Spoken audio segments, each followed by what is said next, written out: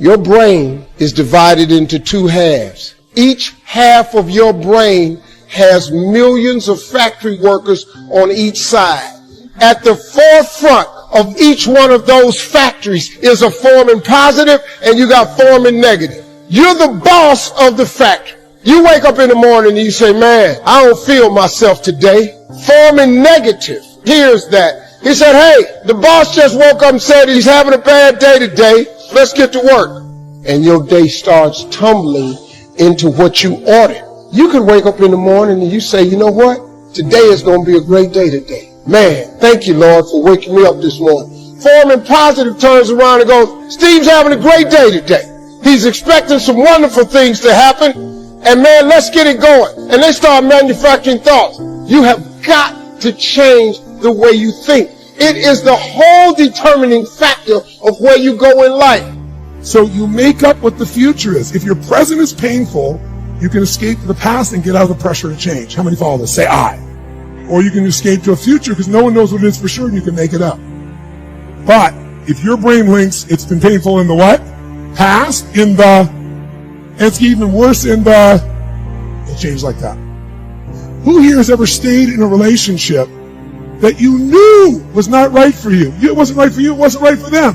Who has ever stayed in a relationship way too long? Who's done this before? Raise your hand. Say I. It wasn't good for you, it wasn't good for them, yet you stayed. Why? Why? Because even though it's painful in the present, what'd you do? You said, it'll get better over there in the future. Who finally changed? Who here finally changed that? Say I. How'd you do it? Your brain went, it's painful now, it was painful in the past, it's going to be worse in the future, that's it! That's what I call a Dickens pattern. When you lock in pain in all those places, there's no place to escape, so you change. It's like if you put a wall here, and a wall here, and we close them in on you, amazingly, you'll move forward. That's what we're talking about. Giving yourself leverage on yourself that way, not having someone else do it to you, you do it to yourself. That's when you got the power again. If you look at a business, the chokehold on the growth of any business is always the psychology and the skill set of the leader. And it's 80% psychology and 20% mechanics. Meaning, so many small businesses, the owner might be an incredible innovator. Maybe they write incredible code. Maybe they're a tremendous influencer, but they don't know the economic side of their business, right? And they find themselves getting in trouble because somebody's giving them financial information after the fact. They don't have true financial intelligence to make decisions, and they get caught up. Can you give me an example of a business like that? You don't have to name names. Yeah, no, I'll pick my own examples. I had several companies early in my career that were near bankruptcy because I would sit down and I knew how to produce products that would change people's lives. I knew how to market. I knew how to build teams of people. But what I didn't know was finance. So I'd look and say, okay, how are we doing? I go, oh, you got a 20% profit. You got $2 million in profit in those days, little tiny company. And I come to the end of the year, there was no cash, right? I didn't know that profit is a theory, right? And so just not having that skill, or someone might be really great in finance, but they're not any good in marketing. So sometimes it's a skill problem, but 80% of it, you can solve those skills. You can get those skills if you can change your psychology. But when you accept that, oh my God, the market's down, or oh my God, the economy in our area is down, when you allow the environment to control your psychology, you're not going to win. I always tell people, I said, tell me your schedule. And they'll go, well, I go to work and I work 9 to 5 and I come home, I'm exhausted. And so, when am I going to start a business? I said, well, what about the other 8-hour shift? Because that's what I did, right? I had to be able to work from 8 to 5 in a normal job, and then I started working as a janitor because I worked my own hours in the middle of the night. But I worked 8 to 5, and literally I'd come home, I'd get a bite to eat, and then I'd start my work at 6 p.m., 6:30 p.m., and I go from 6:30 to 2 a.m., and I'd get another 7-8 hours in, and that's how I built everything in the beginning. That's honestly what's required, and to not do that is to cheat yourself, because in the end, what we get will never make us happy. It doesn't matter what you get. Doesn't matter whether it be money or opportunity. All those things might excite you for the moment. Even a relationship, as magnificent it may be, might be exciting for a while. But if you don't keep growing, that relationship isn't going to stay exciting. So the secret to real happiness is progress. Progress equals happiness. And if we can make progress on a regular basis, we feel alive. And that's why at the beginning of the year, we get this thing like, okay, I can have this fresh start. I could really do what my soul desires. I could expand. I could grow. I could improve. I could change. Or maybe better than change, I could progress. See, Think about that. Progress is an aliveness to it, doesn't it? You don't have to work at changing. People say all the time now, well, I'm working on changing. Don't worry about it. You don't have to work on changing. Change is automatic. Your body's going to change whether you want it or not as the years go by. And no matter how hard you work, there's going to be some changes going on there. The economy is going to change no matter what you want it to do. The weather is going to change. Relationships are going to change. Everything in life is always changing. We don't have to work on change. Change is automatic, but progress is not.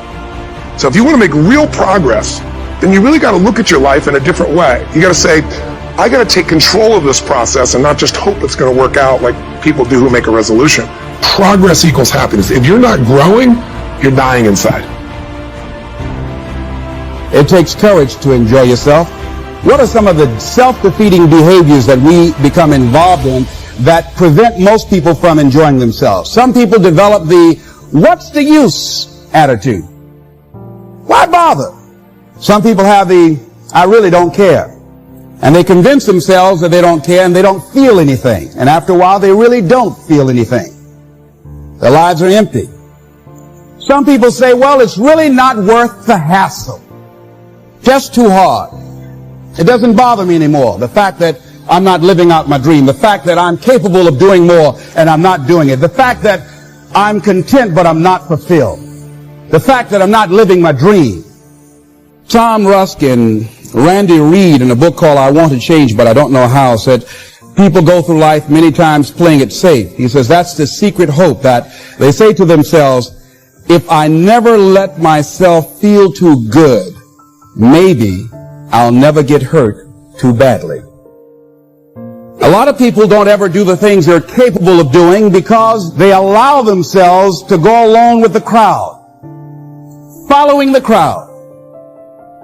Many people have things they want to do, and they find themselves in relationships with people who are addicted to mediocrity, and they allow their behavior to influence their behavior. Following the crowd. Many people don't do it because of the fact that they allow their lack of self-confidence to immobilize them. I remember when I wanted to go into business for years, that was an agonizing thought in my mind. I wouldn't try it because I didn't believe that I could make it. Of the 5 things that you would like to do, if you had the courage to do, I want you to pick one thing. Pick one. And here's how to set it up for yourself that will help free you and get you unstuck. What is the worst thing that can happen if you do it? What's the worst thing that can happen? Let's say going into business for yourself, or changing careers, or getting a divorce, taking some kind of chance of something that you've always thought about doing, but you just haven't done it for whatever reason. What's the worst thing that can happen? Do the worst case scenario. Now, when you do the worst case scenario, you write those things down, the worst things that you feel would happen. When you name your fears, that puts you in control. What are you afraid of? Name it, write it out so you can look at it. Confront that fear. What is it? I'm afraid that things might work out. What else, Les? Well, I've never been in business, okay? What else, Les? Well, I don't have all the help I need. Okay, good. What else, Les? Well, I don't have enough money. All right, good. What else, Les? Well, I don't have a college degree. What else? I'm not as good as those other guys that I've seen up there speaking. Okay, what else? Well, that's all I can think of right now. Okay, good. Now that takes you to the next step. What are the benefits? What are the benefits of your acting courageously, taking life on? Well, part of what happened was that I felt better within myself, and I had a strong sense of self-respect. Going into business for myself, I made a lot of mistakes. Sometimes I was down on myself. I felt stupid. I felt dumb because people who were in business said, why would you do something like that? Well, I didn't know. Boy, were you really dumb. And I used to chime in with them. Yes, I guess I was. I didn't know any better. But the other thing is, I had to say to myself, but I did it. I did, even if I made a flop of it, I did it. I took the chance. I took the leap. What are the benefits of your acting courageously? Whatever it is that you've identified. Write the benefits down. And then focus on them. Focus on the benefits. Not on the liabilities. Not on your fears.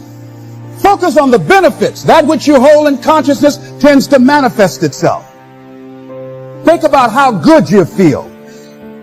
Think about the level of increased self-respect, the sense of self-worth that you'll feel. how good you feel getting up in the morning, looking yourself in the mirror, because you're taking life on. The other thing is acknowledge your fears and then go into action. This book is called Feel the Fear and Do It Anyway. That's it. See, I believe anybody who's ever done anything, who's ever taken a chance, doesn't mean that they are not afraid. Courageous does not mean being the absence of fear. I think that being courageous is willing to do it because that's what you feel, and you're going to do it anyhow, regardless. So you're not going to be immobilized by your fears or your doubts. You admit, okay, I'm scared to death. Now, okay, what is it that I must choose to do? Go ahead and experience that fear, but don't let that fear immobilize you. In what you've done with your life thus far, is it giving you what you want? Is it giving you what you want? When you look toward the future, when you look at all that's going on out here, is there some place within yourself you say, hey, I know I need to be out there in that arena. I know I can do more than what I've been doing. I know there's some great music that I have within me that I haven't brought out here yet. Is that something that you begin to look at within yourself? Life is not just a passing of time. Life is a collection of experiences, their intensity and their frequency. Here's what else your game plan must include: your lifestyle. Here's where we plan to go. If you don't put it on the calendar, if you keep doing it like I used to do years ago, called someday. Here was the other one: as soon as. See, that means almost nothing. I tell my girls, as soon as, they knew this wasn't, probably never. As soon as we get ahead, as soon as we get a little extra money, as soon as. There's a lot of things you cannot wait till as soon as. You got to work them in to your game plan. And just commit yourself to both the lifestyle and the business activity and your career. Career, lifestyle, family, spirituality, health, all that's important in your game plan. And here's what's difficult: to try to keep it all in your head. Because the head is full of good intentions. The head is full of hope. Oh, it's going to work. As soon as we get this paid off, it's going to work. Say, no, let's put it on the game plan. Right? I talked this morning, right? Someone says, I got my to be debt-free worked out. Been working on it a year and a half, and within a couple of years, it'll all be done. Oh, nothing.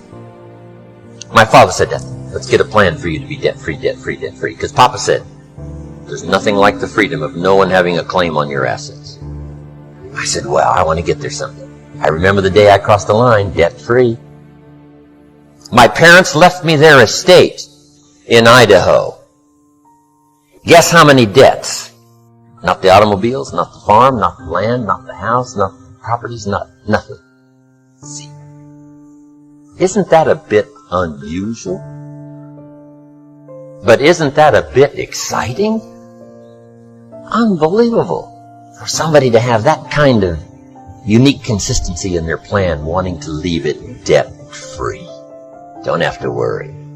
It's incredible. So, you work on a plan for debt-free. You work on a plan for your investments.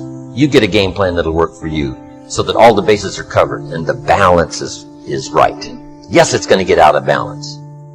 When you're balancing your time, here's what you must remember. Sometimes you must work around the clock like spring. Round the clock. Why? It's springtime. So a lot of things have to be set aside till the spring is here. Or until the harvest is in. Because you can't postpone the harvest while you do some fun things. You got to do the harvest and then some fun things. Your biggest enemy, the most important conversation you will ever have in your life is the one you have with yourself. You wake up with it, you walk around with it, you go to bed with it, eventually you're going to act on it, whether you're good or bad. You have to. That's why the whole thing about this book I have is about you. It is about you. It's strictly about you finding who you are. So many people die, live 100 years, never know who they are. Never know who they are. You have to look in that mirror and know there's so much more in here, man. Because I can literally right now be a 300-pound guy spraying for cockroaches. Still to this day, if I did not look in that mirror and say, there has to be more to this. This can't be it. And then willing to go into it, dive deep into it, and give all I have to find it. The law of Goya is simply get off your ass. So if you think and you believe and you emotionalize, you visualize, and you create your plan for how am I actually going to achieve this? So what do I need to do? When am I going to do it? How specifically? How am I going to tweak it, measure it, and iterate it so that I'm consistently making progress? I learned the value of progress versus perfection. None of my mentors ever had me focus on perfection. They had me focus on progress to just keep getting better. Little incremental gains every day, every week, every month, every quarter. And even when you move backwards a couple of steps, what's the progress that you made in what you learned? So I was taught that failure is an opportunity to learn. And I was also taught to disassociate me being a failure from failing.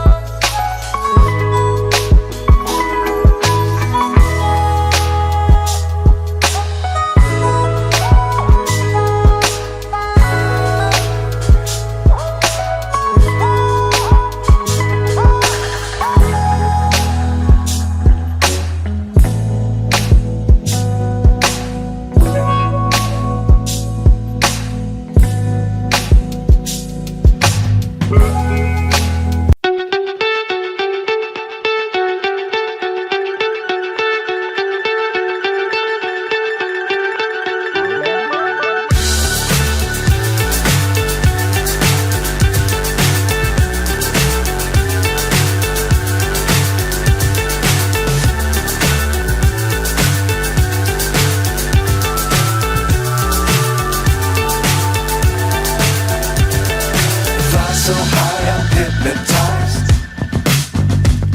What's up is down, what's left is right. Chasing stars and holding you. I can't see the end, but we'll see it through.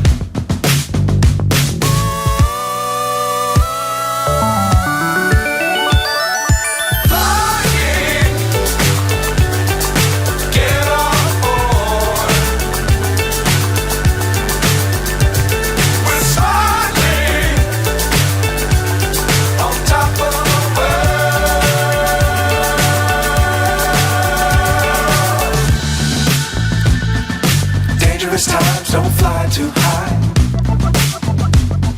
Be sure to keep the ground in sight. Fly forever if you keep it tight.